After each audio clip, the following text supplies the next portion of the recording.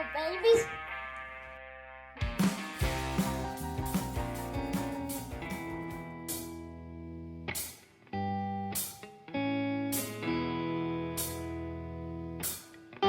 Give love my breath.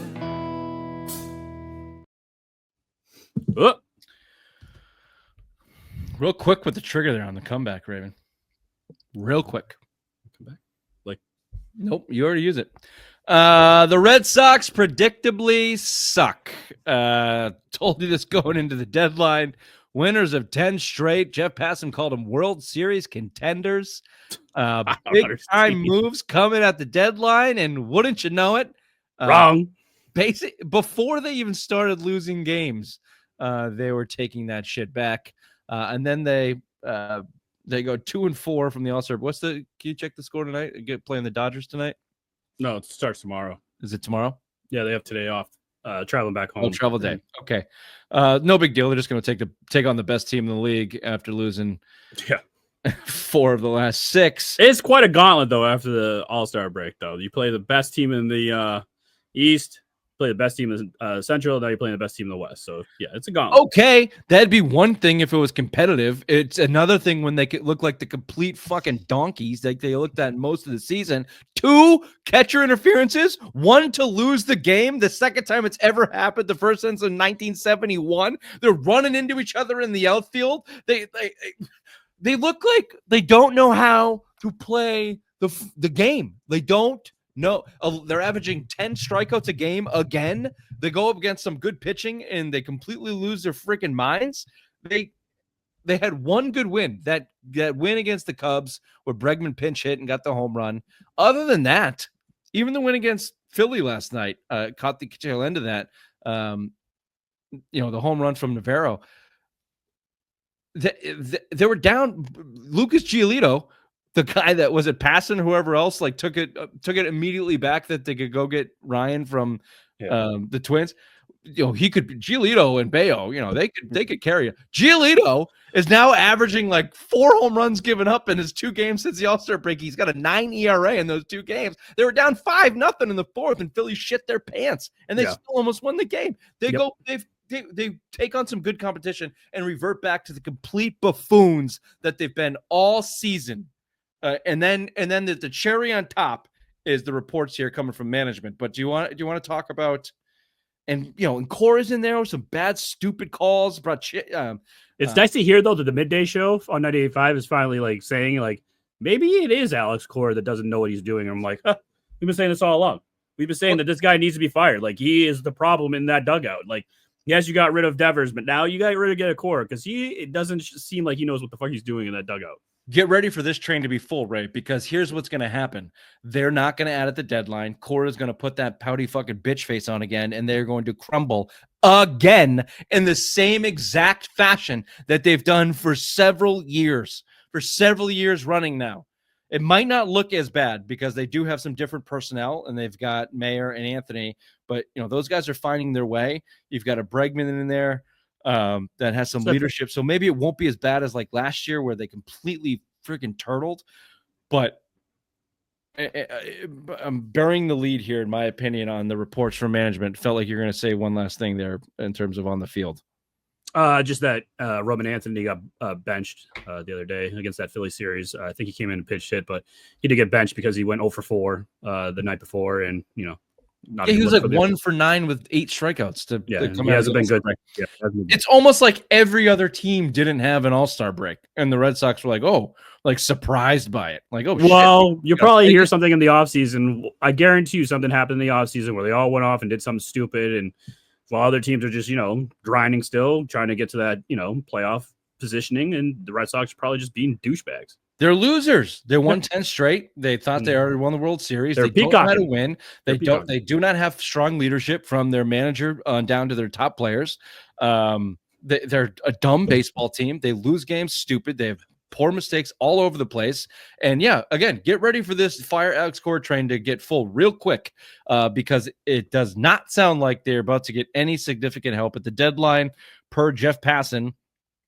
The Red Sox are not inclined to make big moves at the deadline, where quite literally a week ago, He said they were World Series contenders and would be in on Joe Ryan and every other big name out. The first baseman from Arizona, who I forget the name, Nylander. Well, they're having a fire sale. Yeah, all the veterans are gone in Arizona. So, and here's why.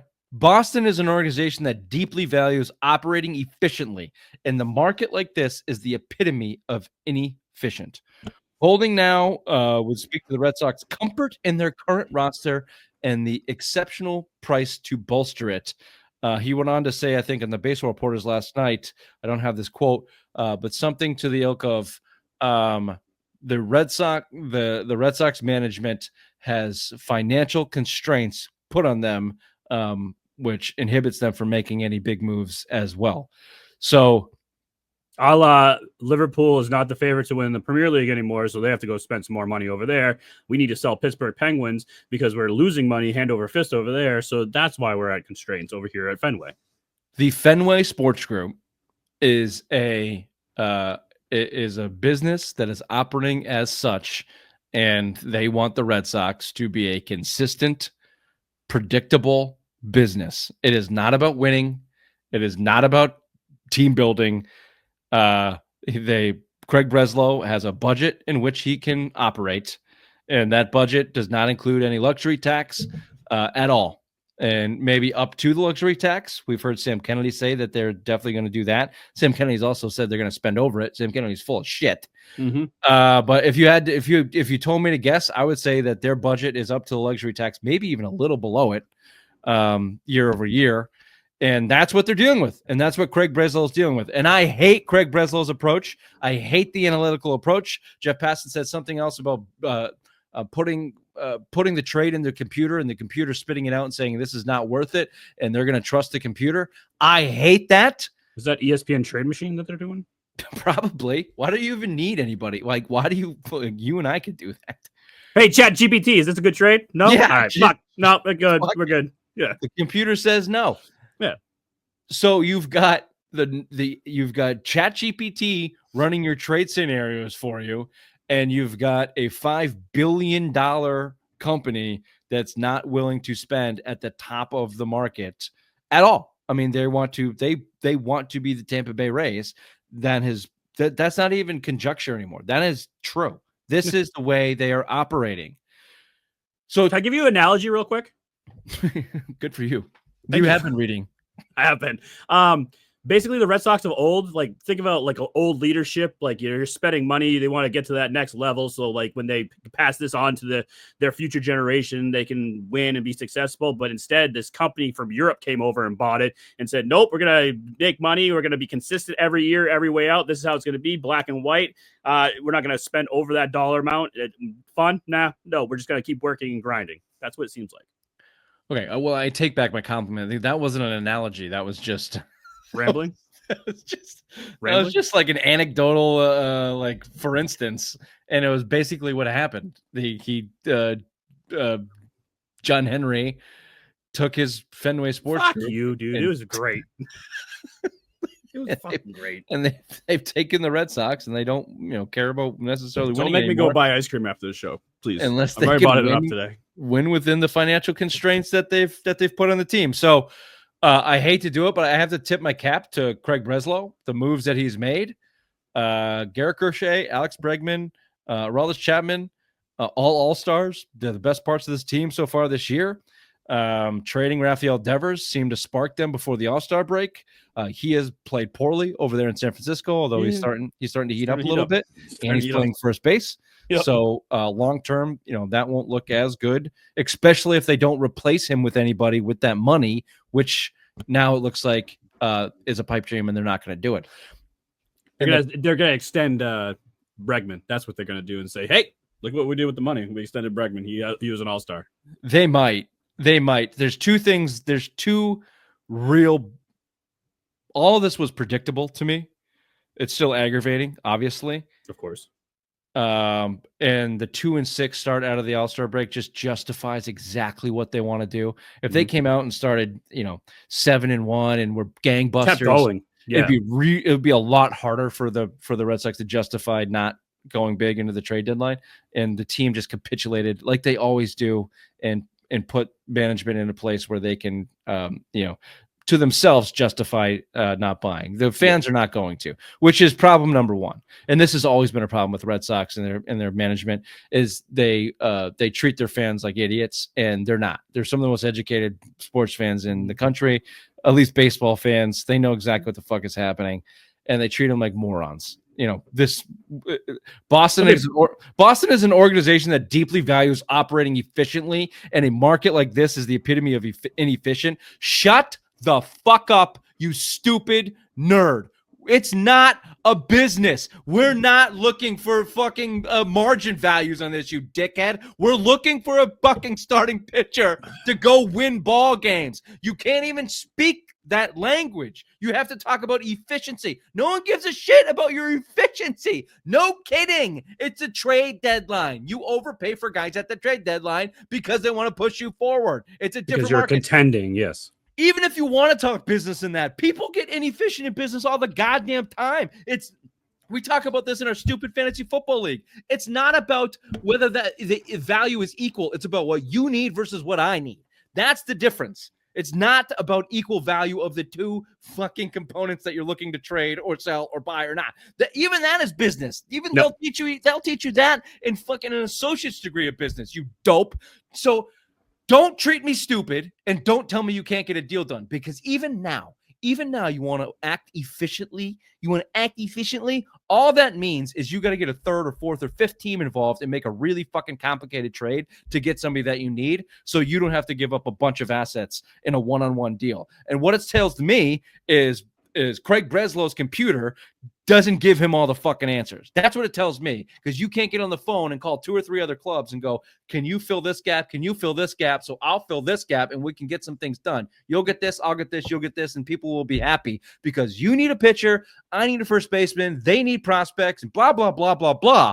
That's just business as business is done. And this tells me they can't do it. Not only do they not want to do it from a money perspective and from an asset perspective, Craig Breslow and his team doesn't have the skill set to actually go out there and make a deal, because that's what it would take. It would take a multi-team, complicated deal, because they're not willing to spend the money or give up the assets to go get a Joe Ryan.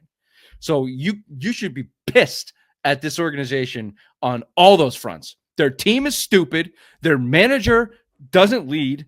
Their owner won't spend, and their GM is using ChatGPT for trade scenarios. I just tried it. I said, what will it take for the Red Sox to trade for Joe Ryan? And it said, to acquire Joe Ryan, the Boston Red Sox or any contender will need to meet very steep asking price. And the Boston Red Sox are not inclined to do that right now. Yeah, that's what Craig Breslow looked at and said, okay, ChatGPT, thank you very much for that. We are not going to be doing anything. Yeah, he stopped at the first line, then he confirmed it when ChatGPT said the Red Sox are not willing to do that. And he said, you know what? I think that's right. That's right. That's right. We're not willing to do that. Yeah. John, we're not going to do it, John. Nope. Don't worry, Mr. Henry. We're not going to do it. I hate to toot on that one, but fucking told you. Yep. Told you. God, this team. Toot. I'm so glad I didn't pay for that goddamn MLB thing again. My buddy did down the street. We watched it outside, and I giggle when they lose. I go, losers. Cancel your MLB TV subscription. Cancel your 360. Don't pay for it. Don't watch it. Boycott it. Don't go to the games. It's the only thing that's going to change anything. They fall to public pressure. That's why they signed Rafael Devers. That's why they went and got Kyrie Crochet. They fold to public pressure. It's the only way you're going to get your fucking baseball team back is to boycott them. Boycott them. Don't watch. I know it sucks. I want them to be good too. I want them to make a run. I like their young players. And maybe they will. Maybe they'll stay competitive. They may sneak into the playoffs because the AL is so bad. But this management does not deserve any support, and the ownership does not deserve support. It's pathetic. We should pick it outside Fenway Park. Okay. All right, quick break. We'll be right back with Dr. Big Mac's secret big brain.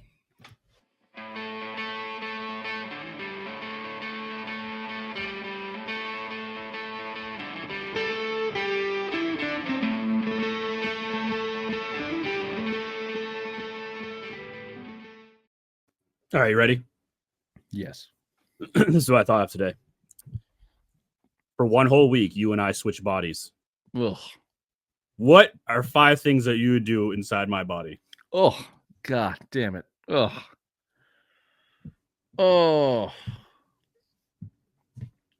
I'll go first. Thank you. With your giant size, I would like to go to the grocery store and just grab things off the top shelf without stepping on my tippy toes. That'd be my first thing. I'll just go grocery shopping and just everything high. I just go, oh, this is nice. This is nice. I don't need to go on my tippy toes. I would try on ladies' shoes with your tiny feet. Just to see what it feels Like like. heels? Like Yeah. you were talking Just heels? to see what it feels like. Yeah. Wow. All right. Yeah. Big tiny feet. All right. I would take strong notes about what like cardiac arrest feels like or the verge of it.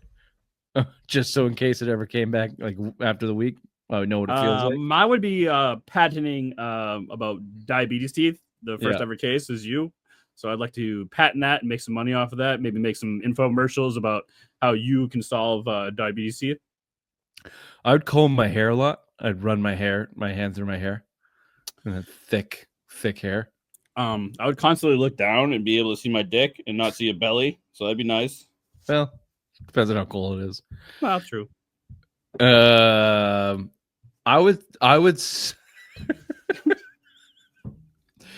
would see if it was possible to win any type of thumb war against anybody in the world, just to see if I could get one win.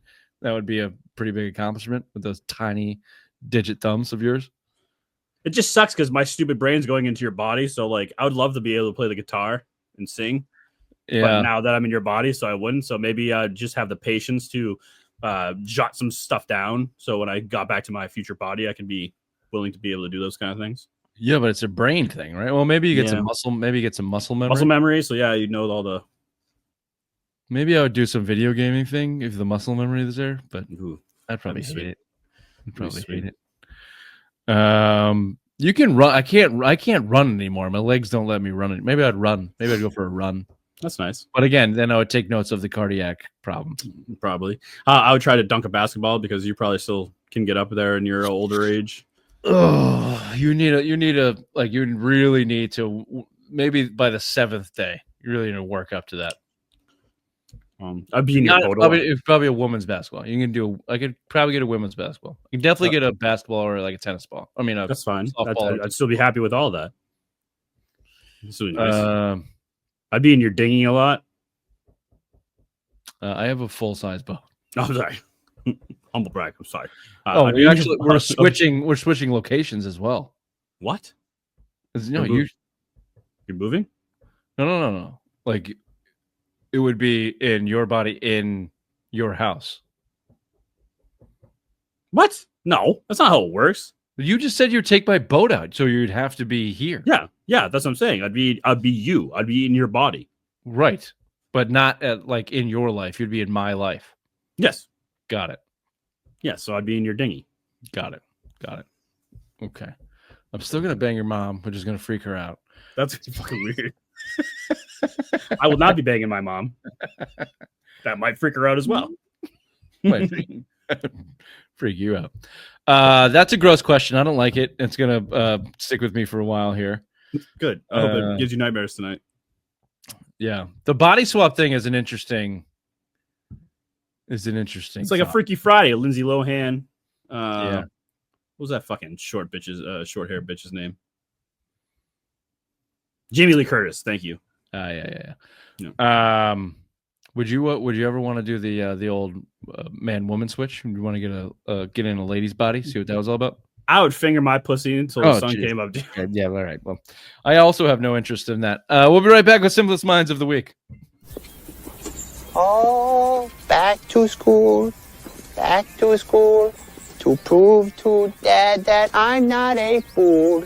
But I will say, I don't know if you can tell by looking at me, I do have family members with Down syndrome. It almost got me. I dodged it, but it nicked me. Bit of a day walker myself. Are you stupid or something? I'm as stupid as stupid does. Do you get all the clips here? Oh yeah, and I have an extra one. All right. Got a bonus one. So we got 4 here for you. We're going to start with the Browns being the Browns. I sneaky kind of think this was fake. Okay, great. I am on the same boat as you are. Yeah. No pun intended. No pun I'm pretty intended. sure this was fake after watching it a couple times, but still, arguably funny.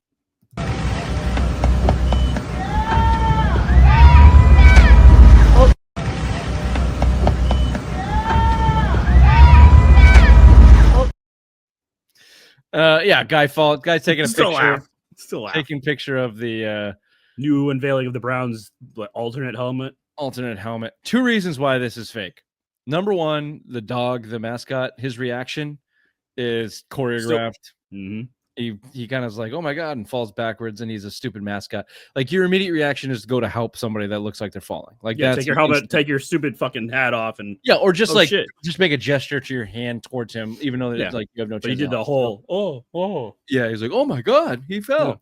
Yeah. Also, what kind of wide lens does that guy have where he's getting a shot of that giant helmet 5 feet away from him?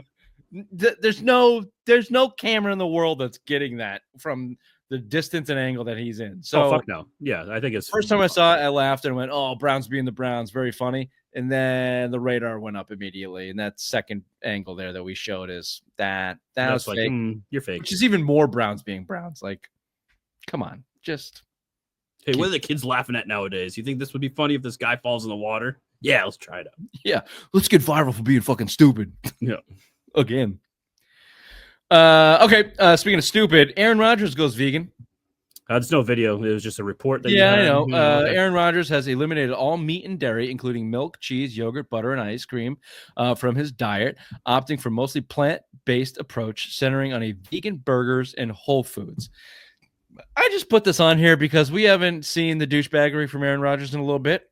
Kind of went dark in the offseason, except for the whole I'm not telling anybody who I signed with, except for sneaky hints here, less than sneaky hints on Pat McAfee that I'm going to the Steelers, and I won't tell anybody but my wife because it's nobody's business, and I'm a complete fucking douchebag and totally off this world, and might as well try vegan as I'm a professional athlete playing football.